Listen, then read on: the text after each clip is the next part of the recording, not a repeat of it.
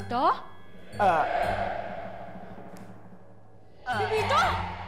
Bebito, ano nangyayari sa'yo? Maria, baby! Tulungan niyo kami! Bebito! Maria, baby! Bebito, ano nangyayari sa'yo? Ano nangyayari kay Sel? Hindi ko alam! Sel!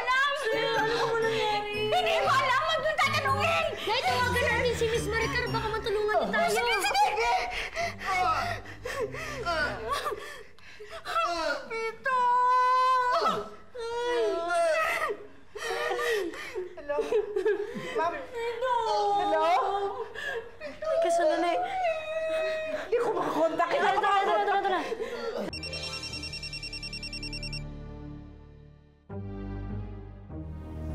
Hello? Hello, Ma'am Maricar. Chito, Sir! Sir! Oh, Chito, bakit ka napatawag? tulungan niyo kami. Ha? Sandali. Hello po. Tulungan po kami. Huwag ka magpanik! Huwag ka magpanik! Ano ulit?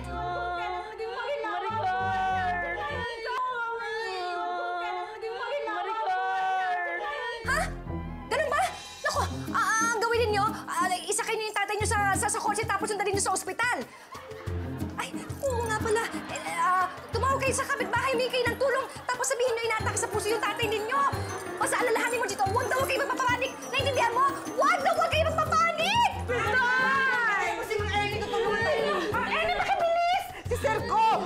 Ayan. O, halika, tulungan niyo ako. Itayo natin siya. Tanda lang! Ayan.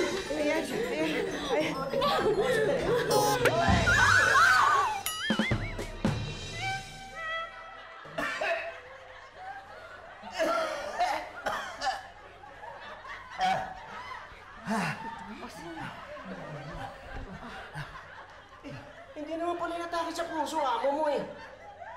Inatake ng katakawan. Ay, naku. Salamat po, Mang Ernie, ah. Thank you po. Sige, okay na siya. Sige po. Thank you po. Ano ba nangyari sa'yo? Kasi napalakas yata ako ng kain kanina. Sarap ng kain ko na ubas. Nabilauhan ako doon sa isa. Tay, sa susunod, mungayin niyo po muna bago nilunukin, ha? Sabi ko nga eh.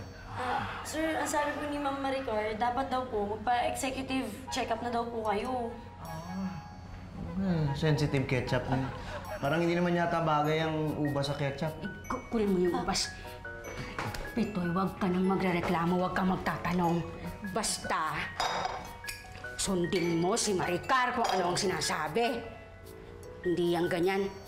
Delikado yung ginagawa mo. Oh.